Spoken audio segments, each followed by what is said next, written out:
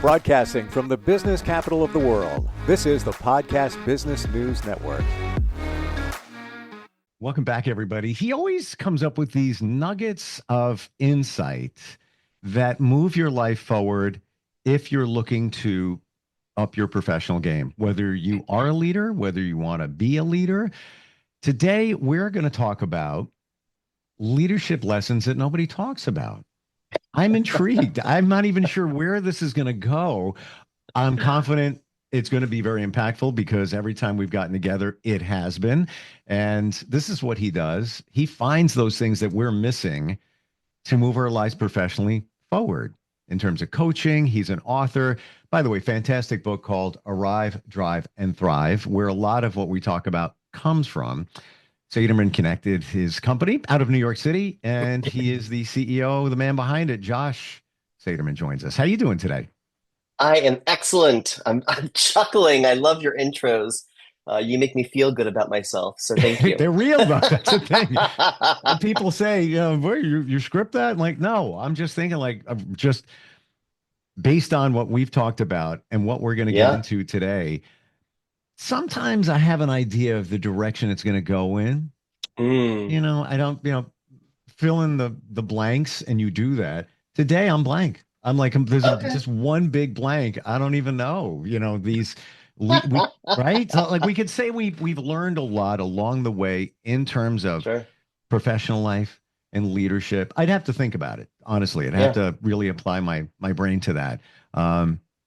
Where do we start? Is there a category we start in? Is it dealing, let's say, conflict? The category is like Jeopardy. The category is conflict. And the lessons that nobody talks about that come from leadership. You tell me. Maybe. I think conflict is a place. I think it's more common.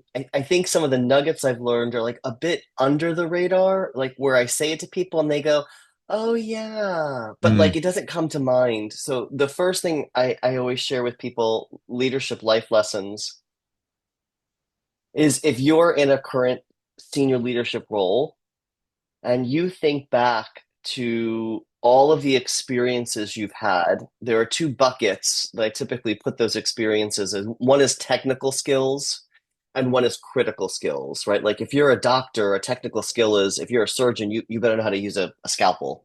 Otherwise, you should not be operating.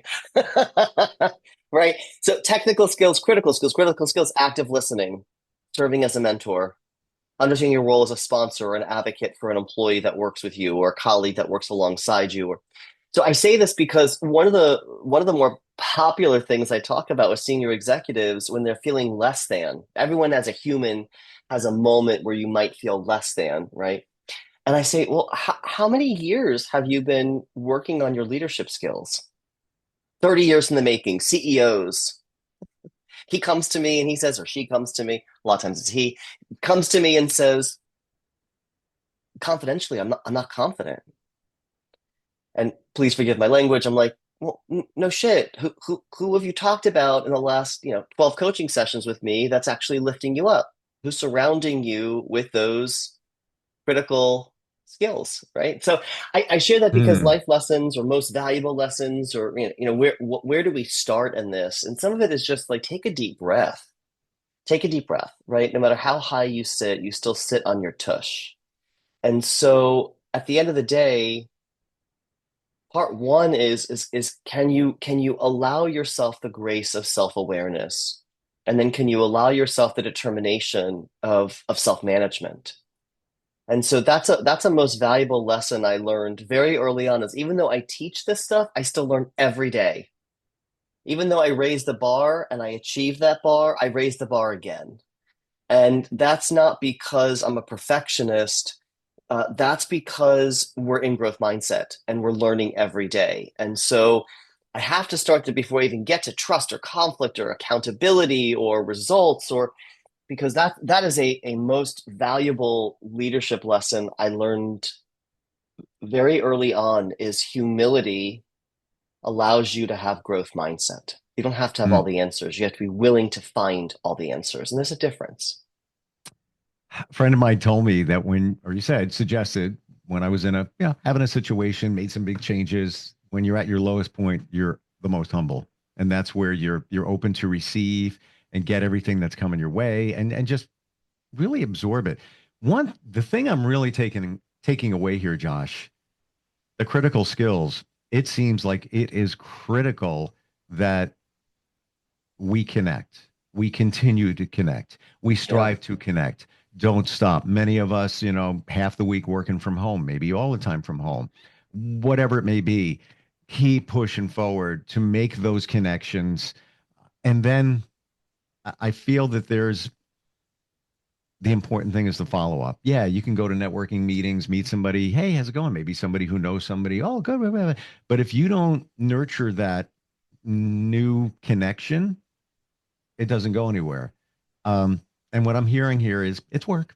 It's work. You got to work it. You got to work at it. Yeah. Yeah. Yeah, the other life lesson or most valuable lesson or some moment that became pivotal is I remember being quite young in my career and uh I'm not even sure, Steve, how to say what I'm about to say, but I'm going to say it. I'm going to say it in the best way I can. I identify as a white man. I love being a white man. There's nothing wrong with being a white man. I'm in the DEI space. I'm in the inclusive leadership space. So for those listeners that are listening, I'm very proud of that. There's nothing wrong with anybody in this world unless there's extremes, which we're not going to talk about today, right? But in the business world, I was surrounded by a lot of tall, white, straight men, and I don't identify as straight. I certainly don't identify as tall. I'm 5'4" on a tall day when I stretch with basketball weights against the hoop. So I'm short. I'm I'm a short five guy. seven. So listen, There you go, I'm right? challenged vertically myself. But my But I mother don't used to care. always say good things come in small packages, and in this case, I'm like a diamond, right? It's compact and brilliant. And so, but as a younger leader, and I don't mean younger in terms of just age, I also mean it in terms of hierarchy, title, space, responsibility, P&L, right? When you think about this in the business context, you sit at that conference table and quite literally, the chair you're sitting in is built for a 6 foot man. So even for those men on this call that are 5'8" or short, and women are probably sitting here chuckling because they're in a dress, they're trying to sit cross-legged, they're trying to figure out a way to sit comfortably. And I bring this up as a most valuable leadership lesson because I had to learn very early on, get comfortable in your own skin. Mm, If the chair doesn't work for you, bring your own fucking chair. And mm, I say that with so much confidence. Get your own chair, right? Take your leadership by the hand and yank it where you want it. I allowed for too long people above me in terms of hierarchy to tell me that they were the catalysts, that they were the experts, that they were the ones that were going to make the difference.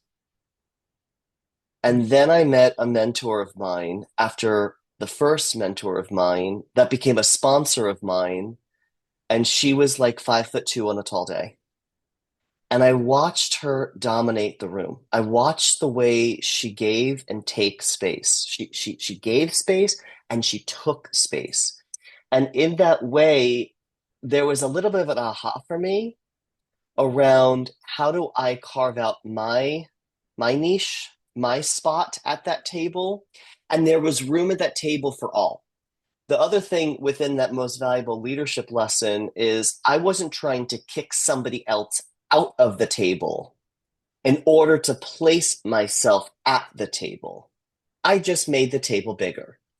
And when that table got bigger, there were better ideas, there were smarter conversations, and then in that way, we embraced different levels of conflict. Conflict is not a four-letter word, it's not a bad word. Conflict means that there's differences of opinion. And how do we harness that? How do we listen to it more powerfully? So if I had to summarize what I just said, is how do you build your confidence? Staying in humility, staying out of the space of ego and arrogance, and in the space of growth mindset. B is how do you really sit at the table and carve out a space for yourself without sacrificing somebody else's seat? And then, thirdly, which we'll get into shortly, Steve, is how do you embrace the idea of different ideas? What are the ways that you can show up and allow for healthy discussion in the space of advancing a strategic initiative, advancing a goal, hitting a KPI? What are the ways you bring truth talk to a conversation? Most valuable leadership lessons. It very impactful. My mind is spinning. I'm getting images of situations and people. The word conflict is heavy, right? And Mm, but you put a positive light on it where it's just a difference of opinion. But how many of us say, "Well, I avoid conflict"? Is that okay to say you avoid conflict? I don't think it is based on what you just said. the coach in me, Steve, the coach in me says it's okay to say anything you want. The question is what do you want out of the comment you just said, right? So for those that come to me and say I'm conflict averse, I don't like conflict. Okay, All right. okay. So then, how do you want to lead around that? What are the ways you want to be an impactful leader and be conflict averse? What does that look like for you? So I don't think it's always about changing who you are. Sometimes it's about just self-awareness and acknowledgement. The question though is how will it serve you? How will it hold you back? I ask these questions. I am very consistent in my coaching. How will it serve you? How will Mhm. it hold you back? Let's talk through that. Where is your threshold for being uncomfortable and pushing yourself outside of your comfort zone? So there are things I'm very open to having conflict around, and there are parts that I'm actually less comfortable with conflict, right? Like But I you say can't all the avoid it. time, You can't you avoid it, can't, Josh. That's it. you And can't. I look at it this way. We are our own cars and we're piloting forward, Yeah. conflict ahead. You know, my car, it actually says pothole. Actually, it doesn't even pronounce it well. Pothole.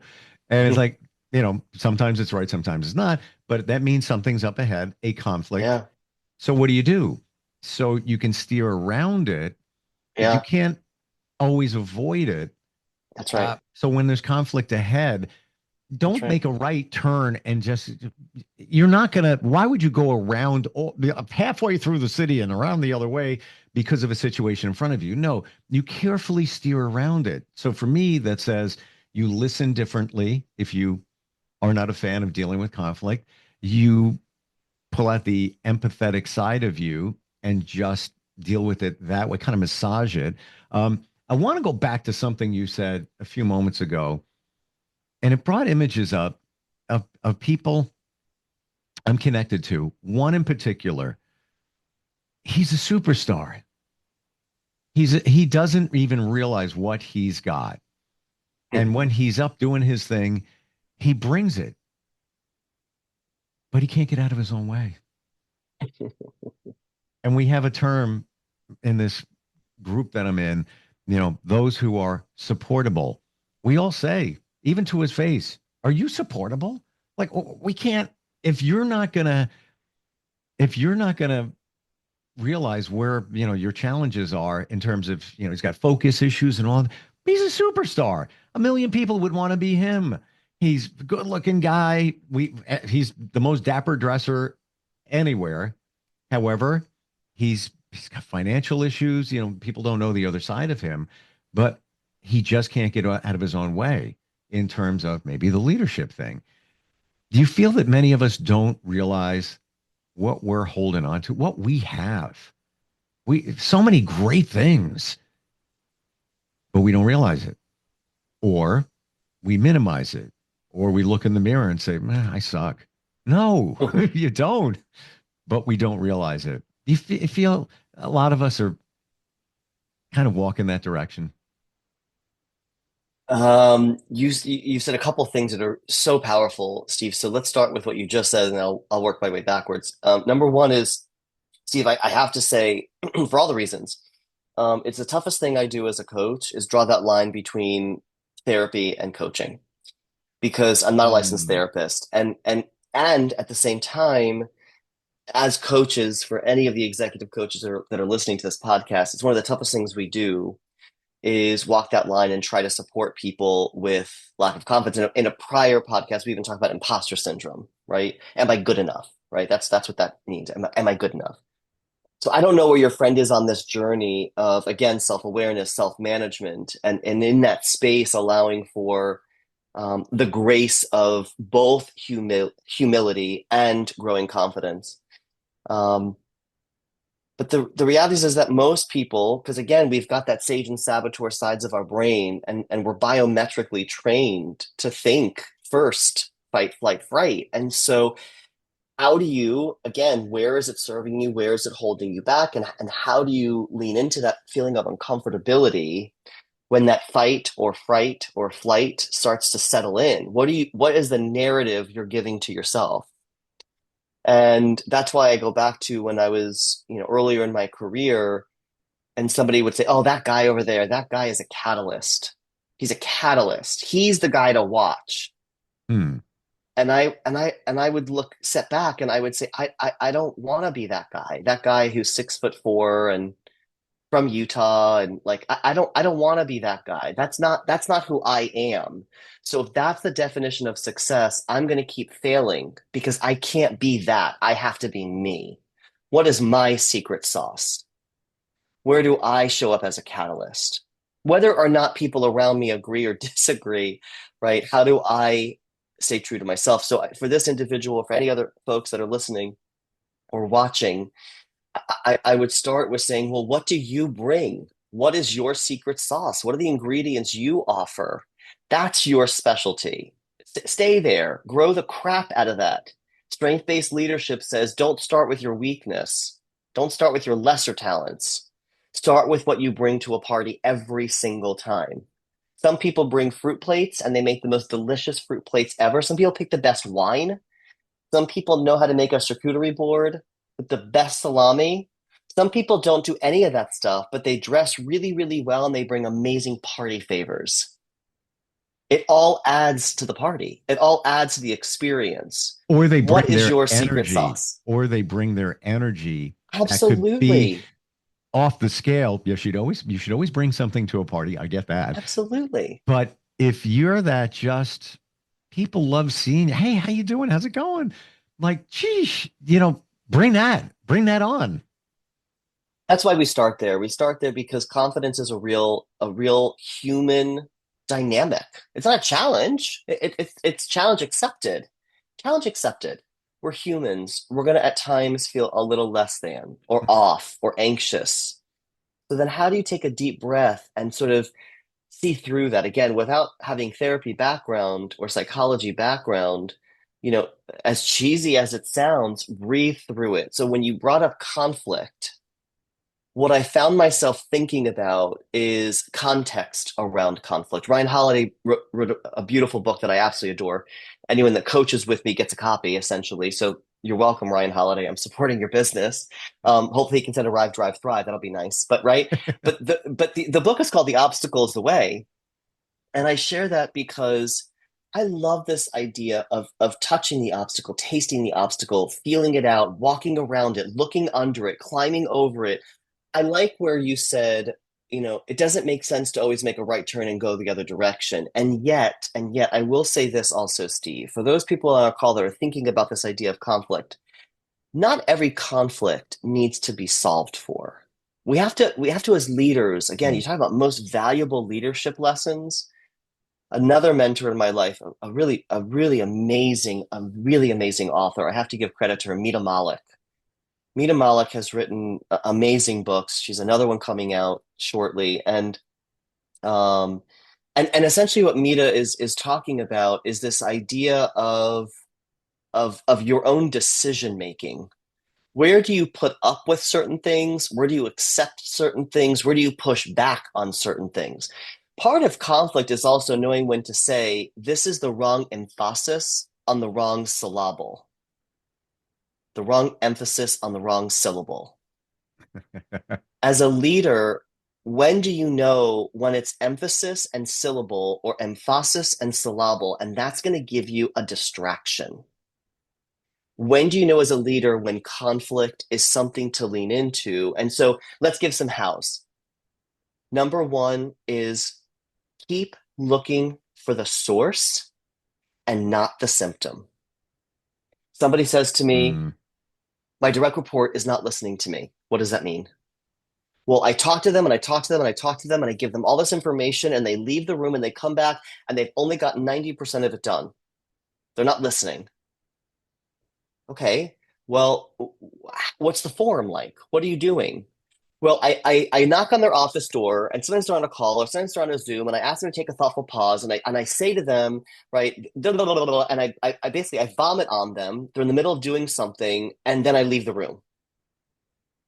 Well, is the source that they're not listening, or is the source that you aren't creating a moment of clarity for you and that individual to connect and understand what the objectives are? You're not giving space to understand what is required to deliver what you're asking of. And a lot of times that boss, that coaching client will kind of recoil and right, it's that self-awareness. It's what are you doing to offer deeper connection? So before we get to the symptom of they're not listening, the source is are you creating environments where active listening can be present? Do you find that that's where the tapping into your empathy comes through, to realize what they're thinking, what they're feeling, how they're processing whatever you vomited, what you're saying, you're not really looking at like you said, like we go to the doctor. What do they do? Yeah. What do they do? They treat the Ask it. symptom. They don't go to That's the right. root cause. They just don't. That could be a whole 15 That's podcasts. another conversation. Yes. And there are financial reasons for that, but it's usually we're not looking for the root cause. Why is that person not getting it done? Why is it 90% done? They left the 10%. What's going on there? How would you rephrase that? That's the situation. You open the door.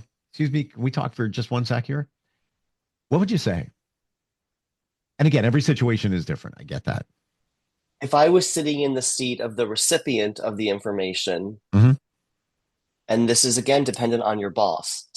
Again, I've said this before on another podcast. There are unfortunately shitty bosses out there. The purpose of this podcast is so that you don't emulate that shitty behavior. The first thing I say to people all the time is, your information is very important to me, and I would like to really listen to what you're sharing.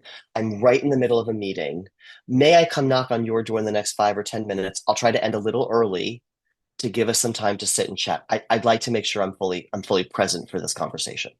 Fair enough. Now, again, a good boss or a good partner, colleague, director, a good partner, right? This goes back to conflict. A good partner will be like, oh my gosh, yes, absolutely. Thank you. Thank you. I'll see you in a few minutes, right? Or I'm not available in 5 minutes. I'm running to a meeting, but I can meet you in an hour. Okay, great. I'll work on my calendar to try to shift my meeting, push it back 15 minutes. I'll come to you in an hour. So how do you meet people where they're at? If there's a sense of urgency, right? What do you do to rise to that sense of urgency to meet that? So again, we're going to lean into that affirmative. Now, if the person says, no, I need to talk to you now, that's a different level of conflict, right? So Mm. conflict is like feedback. We hear these words and we recoil. But the reality is that you don't know what's happening for that boss. I have an expression again. This is the New Yorker in me today. My language is real sharp. Um, the crude expression, unfortunately, is shit flows downhill. The chair of the board shits on the CEO. The CEO feels pressure. The CEO then shits on the C-suite. The C-suite feels pressure. The C-suite, you see where this is going, Starts right? at the top. That's it, essentially. So I again talk about confidence, right? As this buyer, as this vice president, as this head of, right? Like I was taking the storm from above me and I was doing this. Oh my God, I'm failing. Well, wait a minute, it has nothing to do with you. It has to do with what's going on in this trickle down effect. And so how do you look back up again and say, oh my gosh, you need something too, right? It's not just all about me as the direct report. Sometimes it's about my boss. How do I support my boss? And so this goes back to most valuable leadership lessons early on when I started to introduce myself to new C-suite, to new senior executives, is how do you like to learn? What do you expect of me? How can I support you? I want us to win together. What does winning together look like? So I go back to when we talk about conflict, sometimes what conflict is solving for things from two different lenses. You're standing on the north side of the room looking south. I'm on the south side. I'm looking north. I might see the exact same object you're seeing, but from a different lens. So when we talk about this idea of how do we handle tough conversations, let's take a pause and say, what are you seeing in this? What am I seeing in this? Yes, now let's talk about how we see it together. Now let's rotate. Let's turn the object. Let's figure it out. So I bring that to the conversation today because successful leaders, sometimes what they say to me is, God, I wish I knew this 30 years ago.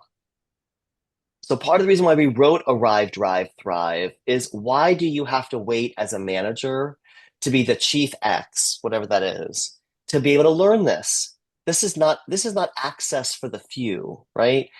You can be an amazing leader as the manager, as the director. If you start to think about some of these concepts and think about how they impact your conversations or communication, your collaboration, your sense of commitment to wake up in the morning and feel good about your job and tackle these, complexities. They don't have to be conflicts. They can be complexities or different lenses, right? So how do we start to train our brains to start thinking a little differently so that when we show up, we can be curious, we can embrace change because it will happen every day. 5 C's of effective leadership, right? Collaborate, communicate, commit, change, and curious, right? So this goes all back to how we bring connection into the workplace. And these are some of the valuable learning lessons, leadership lessons I've learned along the journey. Can I have those C's? You've said them before. I put it on a post-it note. I truly want to share it that it came from you. It's here, but Now, I'm always happy, Steve, fire to away once more, repeat, please. always. Communication, collaboration, commitment, curiosity, and change. Love it. And again, if you think about the name of our company, Saterman aside, that's a whole nother subject for a different podcast. But our company is really about connection, right? Leadership is about connection. Organizations, think at the root of it, organism, right? It's an organization. It's multiple cells, multiple functions, this takes connection, right? The liver and the pancreas do have a connection, right? So when we break it down to its most simplest form, in order to create connection, we need healthy communication and active collaboration, true commitment to the work, to the purpose and the values of our organization. We need to embrace change because it's going to happen. Stagnation is the death of organizations. And ultimately, we have to stay curious, ask a million questions, know the data, right? And so these 5 C's come together in a beautiful umbrella to create this gorgeous tree of connection. And that's why we love the work that we do every day. Connection is my takeaway personally from this. It's so we don't realize how important it is. We think we may be connecting, but probably not. Even with when you open the door, I need to talk with you. 90% is getting done, 10% isn't. How are you connecting? And I That's love right. what you said before in terms of dealing with that situation with that person. You are working it out instead of saying, no, no, just give me a minute here. 10% is not getting done right away. Somebody's tuning out. Uh, you, Josh, you bring such a fresh perspective on all of this. Thank you. You really do. And you make it exciting. Like, I'm excited to write these down and then share it because it's so important. Like Thank you. the 5 C's are it's everything. And you backed it Yeah. up. You didn't even need to. Just looking Yeah. at those words when they're all grouped together in terms of being an effective leader, it's all there. It is Yeah. there. And so much more. It's funny, arrive, drive, thrive. I used the car analogy before. There's the drive. I wasn't even thinking about it. It wasn't even intentional, but maybe subconsciously it was. I don't know. Love all of us. How do we find you? How do we connect with you? SatermanConnect.com, Saterman, connect.com, LinkedIn, Instagram, pigeon carrier, can with a string on the end. Smoke Call signals. us. Call us, Yeah. smokes at flares. I respond to all kinds of communication. But in all seriousness, all right, shoot us an email, give us a call. We'd love to connect with you. We'd love to learn more about your organizations and how we can support your organization's leadership journey. And so, but look at our conversation today, Steve. We took the conversation of conflict and we turned it into this word connection. We just gave it a new lens. So Right. hopefully folks reach out to us so we can bring that magic to your organizations as well. And conflict doesn't sound so dirty anymore. Nope, just You know, perspective, just just lens. perspective. Yeah. Josh, thank you so much. Really appreciate it. So, We'll catch up absolutely. next time. Thank you, Steve.